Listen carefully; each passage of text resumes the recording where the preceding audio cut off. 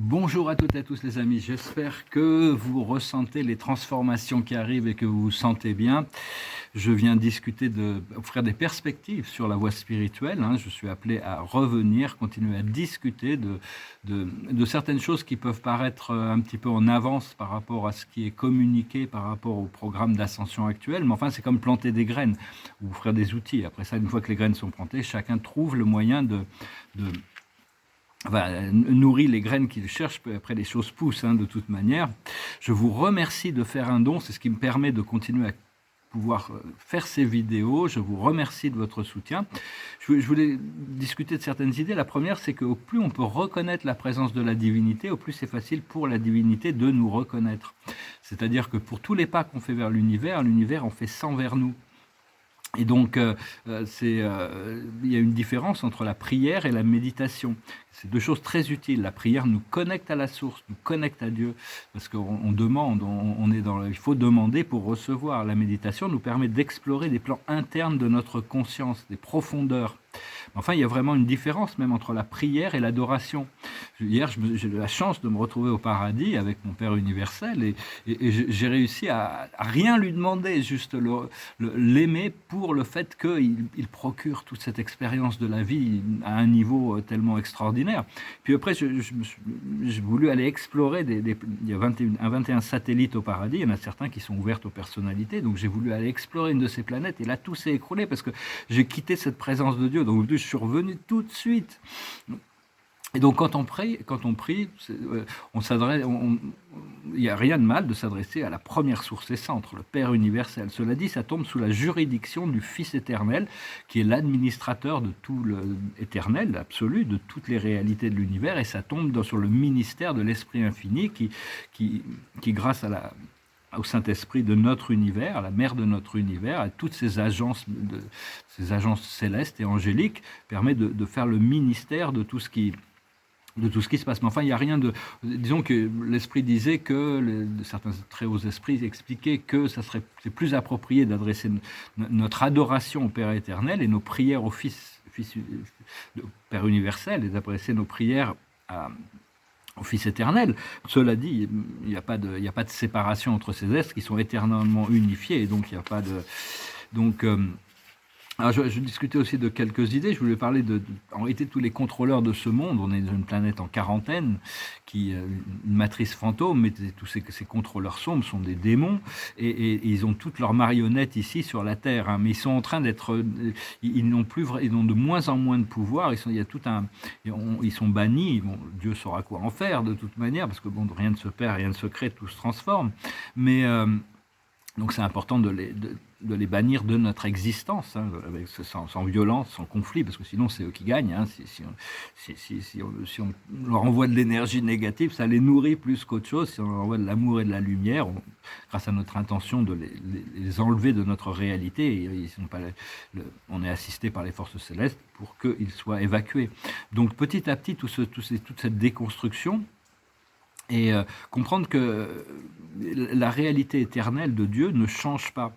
C'est-à-dire, elle est révélée dans de nombreux livres sacrés, dans de nombreux livres philosophiques, et également à travers notre propre réalisation.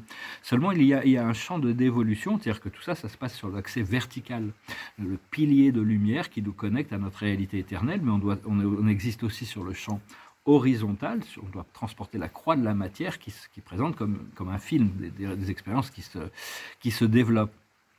Et donc, on doit rester conscient à la fois du hologramme, de tout ce qui se passe dans la matrice pour justement avancer avec ce programme qui se déroule, tout en restant toujours bien connecté. Parce que quand on connecte à la présence de la source première au centre des centres, au centre du paradis, Dieu est toujours présent au centre du paradis.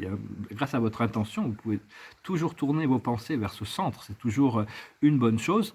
Mais on doit être toujours bien. Donc on doit regarder. Mais ça existe aussi au centre, au plus profond de notre cœur. On a aussi cette présence de Dieu, et éventuellement, on va pouvoir ouvrir notre couronne, et la lumière divine va pouvoir descendre pour transformer complètement notre être.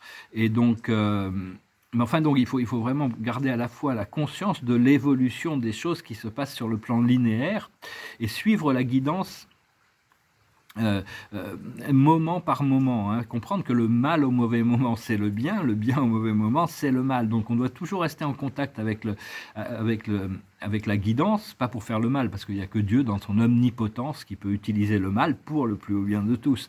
Mais des fois, il faut pouvoir remettre en question certaines connexions, certaines positions, certaines, jugements parce que le moment, appelle à cela. Et la conscience, de toute manière, tout est fait ici-bas en relation avec l'évolution de la conscience collective, hein. Ça avance lentement mais sûrement. Parce qu'il y a de très nombreux systèmes de croyances qui sont complètement contradictoires et opposés, hein, qui s'opposent.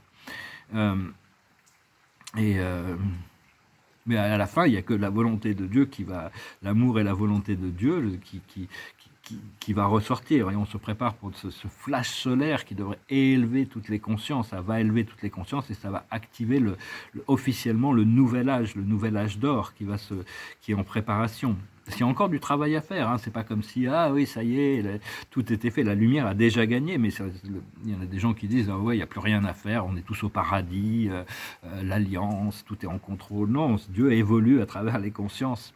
Et on soutient cette alliance, on soutient tous ces programmes de gens qui sont là pour libérer la planète. C'est unifié qu'on va pouvoir avec l'autorité divine qui ancre les choses.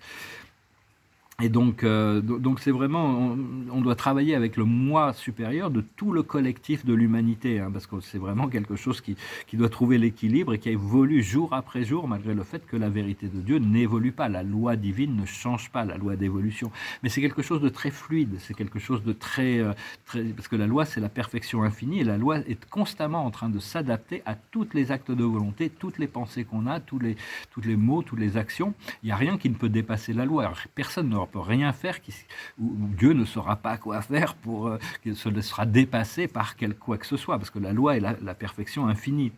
Et donc cette loi, chaque univers, nous on vit dans un univers magnétique, chaque univers, il y a cette loi qui a été créée au moment de l'univers pour l'évolution éternelle de chaque univers. Et donc mais comprendre que ce qui se passe à l'intérieur de nous est beaucoup plus important que ce qui se passe sur la scène politique ou sur la scène terrestre. Tout est orchestré et planifié est pris en compte par la conscience supérieure pour faire évoluer les consciences, hein, le plus haut bien de tous. Ce qu'il y a, c'est qu'on a l'agenda de la libération de la planète Terre, de l'humanité et notre propre libération, parce qu'on est aussi là pour devenir des maîtres ascensionnés, pour ceux qui sont prêts, bien sûr. C'est-à-dire on doit assumer la responsabilité de notre souveraineté, de notre auto-libération, empowerment, grâce à l'autorité et la force et l'autorité de la divinité à l'intérieur de nous. En réalité, le plan de Dieu est bien supérieur à tout ce que l'on peut imaginer. Même pour moi, je vois, il y a plein de choses qui me sont cachées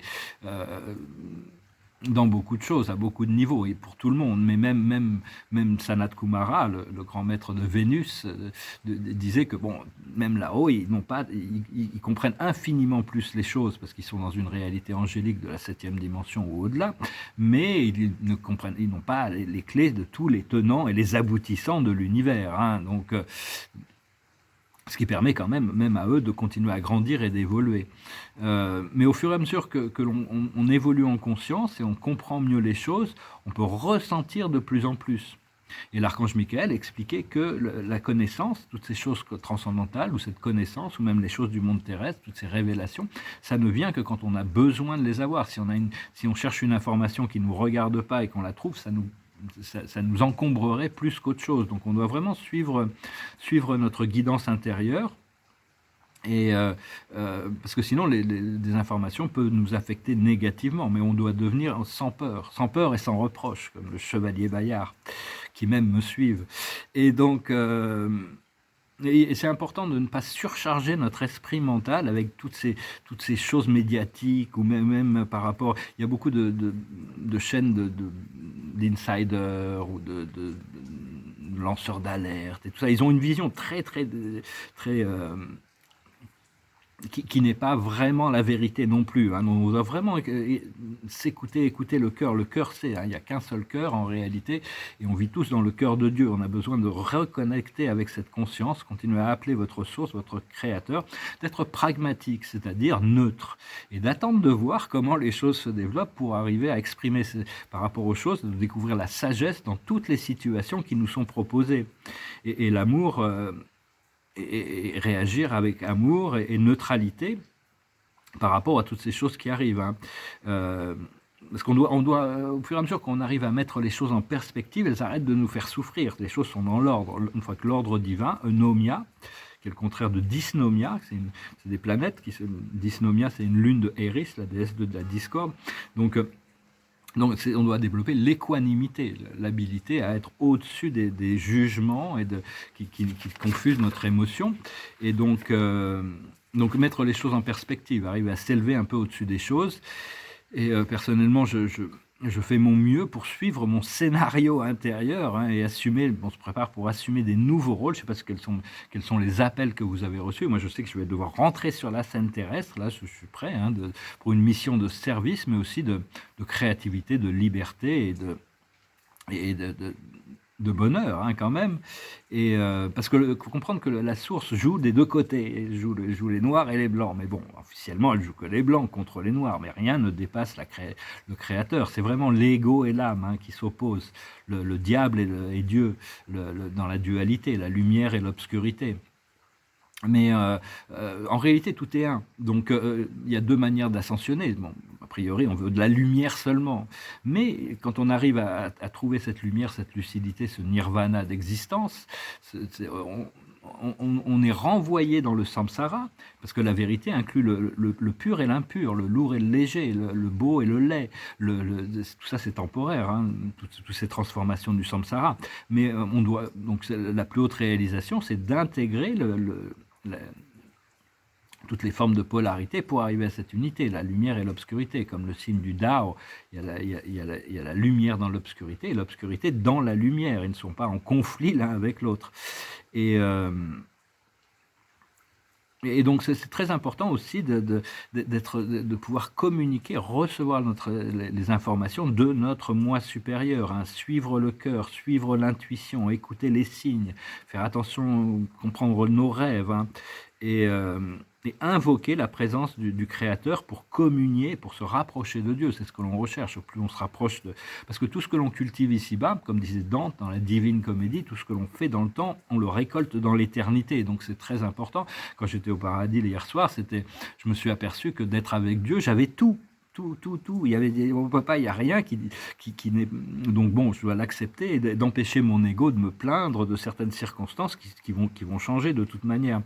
Donc faites appel à vos guides, hein, à la compagnie du ciel, aux anges, aux archanges, aux maîtres ascensionnés, aux galactiques aussi. Hein, ils sont là pour vous assister, pour revenir dans vous donner du pouvoir dans votre présence, vous informer, vous guider. Et donc voilà, on se prépare. Il pleut, là je me suis mis un petit peu, j'ai trouvé cet endroit ici pour m'isoler un petit peu pour pouvoir faire ces vidéos aujourd'hui. L'esprit me demande de chanter une chanson qui est très difficile, donc je vais quand même essayer de la chanter. Alors, a cappella, disons, je tirais quelques cartes pour voir les oracles, pour ce qui arrive. Quel est notre observateur de la journée? C'est la confiance. Hein. On va développer, au fur et à mesure que ces flashs de lumière, on rentre plus en confiance et en alignement avec notre moi supérieur, notre moi divin, qui nous donne cette autorité de pouvoir croire en cette force ancestrale unique. On a tous un pouvoir unique, on apporte une lumière unique dans le procédé de la création. Et ici, c'est la confiance. Hein, on a vraiment cette confiance. La plus haute sagesse, c'est rien ne vaut son chez-soi. On doit créer un environnement, que ce soit intérieur et extérieur, qui est le plus créatif possible, le plus agréable possible, pour pouvoir, moi je sais que l'esprit m'a montré que je vais bientôt pouvoir être chez moi, je vais pouvoir recevoir, ça va être très très agréable. Donc il faut continuer, déjà rendre vous pouvez créer un espace sacré à l'intérieur de chez vous, vous pouvez vous asseoir, méditer, contempler, tout est sacré, mais un hôtel, disons, et Et donc c'est continuer cultiver le bien-être de son environnement, mais il y a toujours des moyens de l'améliorer. Et puis peut-être qu'on va pouvoir évoluer vers des environnements toujours plus agréables, éventuellement.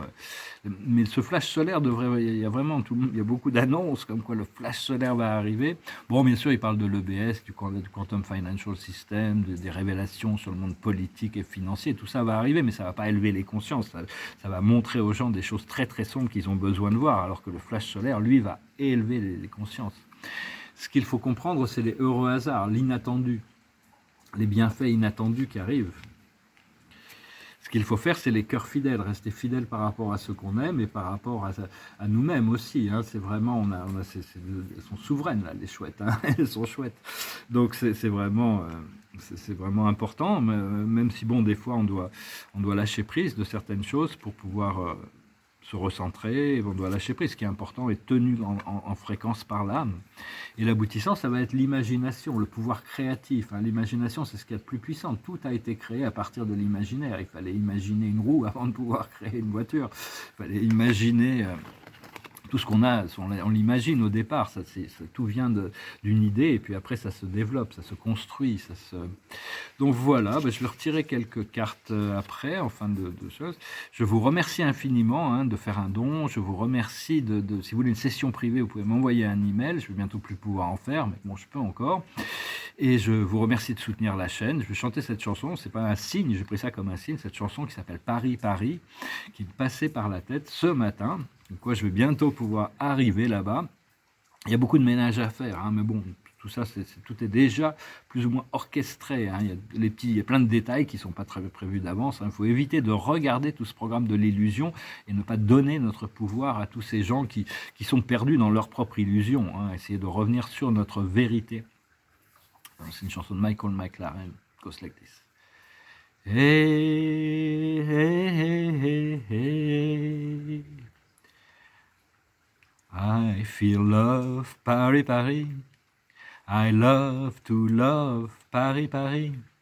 Feel so close to my heart. Barman dans le shaker, d'abord de l'élégance, un trait de Sacré-Cœur, deux doigts de Douaneau, un Piaf, quelques moineaux, et Joséphine Baker. À la une de Prévert, mais sans raton laveur, prenons un dernier verre près du bateau lavoir, une Simone de Beauvoir et deux singes en hiver. Oh, I feel love, Paris, Paris.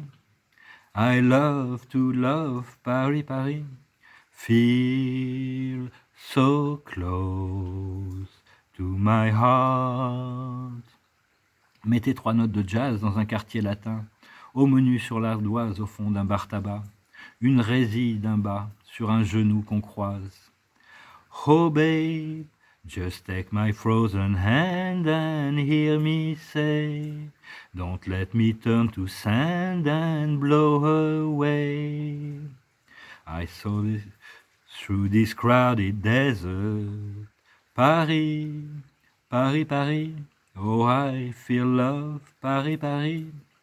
I love to love, Paris, Paris. Feel so close to my heart. Un zeste de javanaise, un tour de Moulin Rouge, et deux de Notre-Dame, nappés de macadam. Décor d'un chaland d'Anvers ou d'Amsterdam, un canal d'Arletty, d'un chaban d'Anvers d'Amsterdam, un canal d'Arletty. Oh babe, just hold my lonely fan and hear me say, don't let me turn to sand and blow away through this crowded desert, Paris. Oh, I feel love, Paris, Paris. I love to love, Paris, Paris. Feel so close to my heart. Saupoudré pour finir de quelque poussière de métro, mais n'en prenez pas trop. Paris, Paris, perdrait son âme. Feel so close to my heart. Bon, c'est pas une chanson facile, ça avait été chanté par je crois que c'est comment elle s'appelle, je sais plus comment elle s'appelle. Catherine Deneuve. C'est un album qui a été fait de Michael McLaren sur le jazz, sur Paris, sur Miles Davis. J'écoutais ça dans les années 90. Et c'est vraiment, ça me passait par la tête. Bon, c'est pas facile, je me remercie de votre indulgence. Je pensais que je vais quand même la chanter, mais c'était pas... Bon, il y a certaines chansons que je vais pouvoir reprendre officiellement après pour les enregistrer, les jouer sur scène, mais et puis certaines que c'est juste pour l'amusement. Alors, l'observateur de la journée, c'est le réconfort. On doit chercher du réconfort, on doit se réconforter les uns les autres, on va trouver ce réconfort. La sagesse, c'est l'unité. On doit vraiment rester rester humble, rester serein, rester connecté à cette unité. Ce qu'il faut comprendre, c'est le jugement. C'est le jugement, c'est-à-dire il y a vraiment des décisions qui viennent d'en haut. Ce qu'il faut faire, c'est la potentialité. Il faut vraiment comprendre les potentialités, les connexions deviennent des potentialités, et les potentialités deviennent des actualités. Toutes les forces de l'univers, tout ce qu'on imagine, l'univers essaye de trouver, cherche et trouve par tous les moyens de rendre ces potentialités actuelles. Et l'aboutissant, c'est la chance. Hein. On revient sur ce heureux hasard. On doit rester dans la gratitude pour la chance qui arrive. Hein. Il y a des choses merveilleuses qui arrivent, qui se préparent. Hein. Donc voilà, je vous remercie pour tout. Je vous salue. Je vous souhaite une excellente journée. Et je vous dis à bientôt. Salut.